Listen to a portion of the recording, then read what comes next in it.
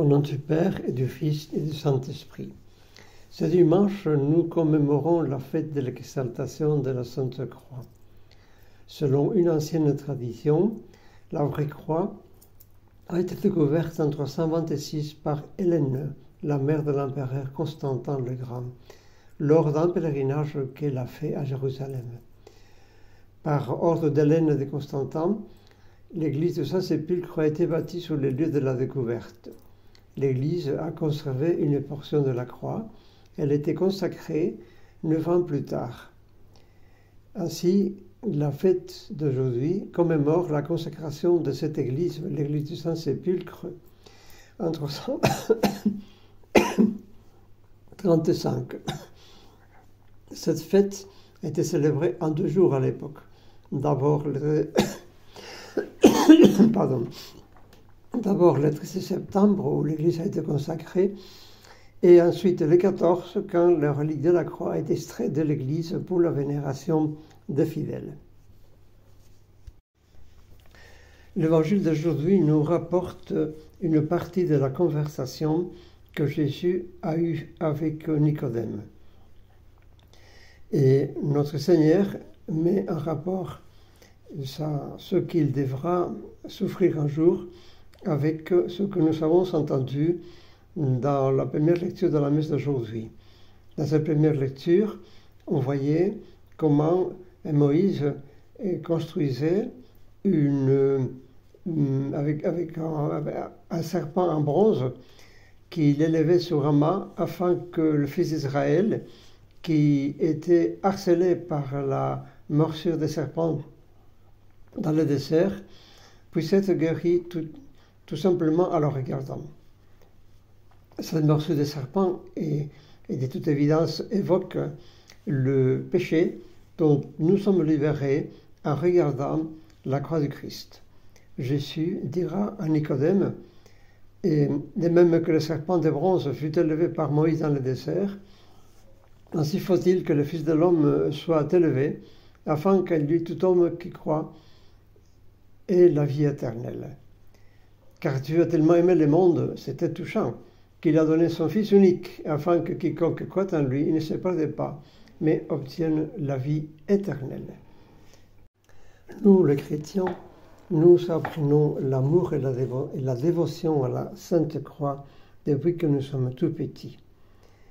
Qui n'a pas vu et qui n'a pas vécu, c'est mamans chrétiennes qui apprennent leurs enfants à faire le signe de la croix quand ils rentrent dans l'église, et après avoir épuisé de l'eau bénite dans le premier bénitier en rentrant dans l'église.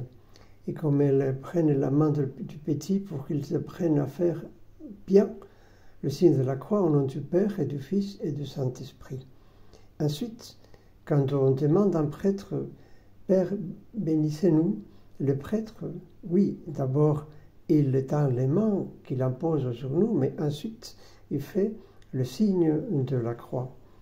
Et combien de fois aussi, peut-être, avant de nous coucher, nous avons fait le signe de la croix, au nom du Père et du Fils et du Saint-Esprit. Le chemin ancien des pays en tradition chrétienne sont aussi parsemés de croix. Et au sommet des montagnes, on trouve des croix, bien entendu. Au sommet des églises, la croix intègre et transforme la vie du chrétien. Pour le chrétien, la croix, ce n'est pas un symbole de mort, ce n'est pas un symbole de défaite, bien au contraire, c'est un symbole de victoire, parce que c'est sous la croix que le Seigneur a vaincu par son obéissance au Père le péché qui était la désobéissance au Père. C'est par la croix qu'il nous a donné la vie. C'est la croix, c'est le trait d'union entre cette vie périssable et la vie éternelle. C'est par le mystère de la croix que la vie surnaturelle nous est donnée, qui change absolument notre existence, qui fait que notre existence passagère devienne une vie éternelle. Et c'est pourquoi Et nous devons apprendre à vivre avec la croix et ne jamais avoir peur quand elle se présente d'une manière ou d'une autre. Parce que avec Jésus, la croix, ce n'est plus une croix quelconque, c'est la Sainte Croix.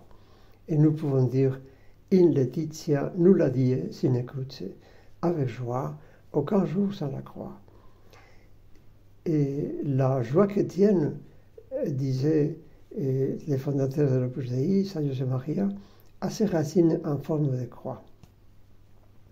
Rien de plus pénible, de plus triste pour un chrétien, rien de plus dangereux que de tout faire pour l'éviter. En même temps, nous devons vivre sans un complexe comme des victimes des brebis galeuses.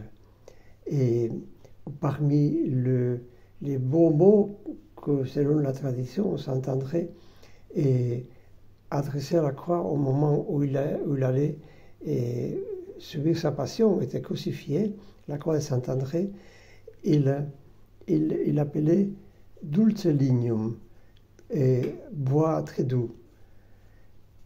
Nous aussi, nous devons apprendre, si nous voulons nous identifier avec le Christ, à vivre, oui, et crucifié, d'une manière ou d'une autre. Si saltato sulla terra, si je étais élevé sur la terre, j'attirerais toutes les choses à moi, nous rapporte l'évangéliste Saint Jean en mettant ces paroles dans l'œuvre du Christ. Ensuite, nous devons apprendre à trouver la croix et dans les petites choses de chaque jour.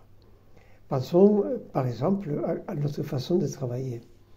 Parce que si nous venons de parler dans notre méditation de ces calvaires que nous avons érigés, que nos ancêtres ont érigés dans le carrefour de nos routes, si nous avons parlé de la croix en haut des clochers et en haut des montagnes, et ce qu'il faut comprendre, c'est que c'est à nous de lever la croix, ou de mettre la croix, ou de faire briller la croix dans nos carrefours à nous, dans le carrefour de notre vie, dans notre travail bien fait. Par exemple, là, nous trouverons de multiples occasions d'offrir des choses qui nous semblent difficiles à notre Seigneur. Nous trouverons l'occasion de mettre par terre notre moi, notre orgueil, pour que par l'humilité, ce soit le Christ qui brille de tout son éclat dans la vie de nos collègues, de nos amis, de nos voisins, etc. C'est ainsi que nous mettons le Christ au sommet des activités humaines, quand nous l'apportons avec nous, parce que nous n'ayons pas de problème à vivre crucifié une croix que personne ne voit, parce que nous la vivons avec joie.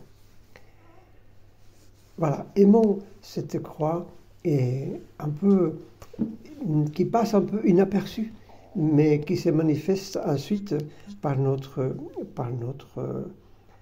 comportement, par notre manière de vivre avec joie, avec sérénité, etc. C'est une croix qui n'a pas beaucoup d'éclat, certainement, parce qu'elle est faite de l'offrande d'une maladie, d'une contradiction, d'un travail supplémentaire pour aider ceux qui sont près de nous. Et voilà. Nous faisons tellement de péchés que nous serons contents de trouver ces choses qui nous pèsent un petit peu pour les offrir comme réparation pour nos péchés et pour les péchés du monde. Et au pied de la croix, à côté de la croix, s'est trouvée la très sainte Vierge Marie, et de la même façon, elle se trouvera auprès de nous quand il y aura des choses qui nous coûtent un peu plus d'offrir à son Fils. Tu brilles d'un feu ardent et divin, ton ombre s'étend sur le chemin, là où tu passes, la vie ressuscite, par ton mystère, le péché s'efface.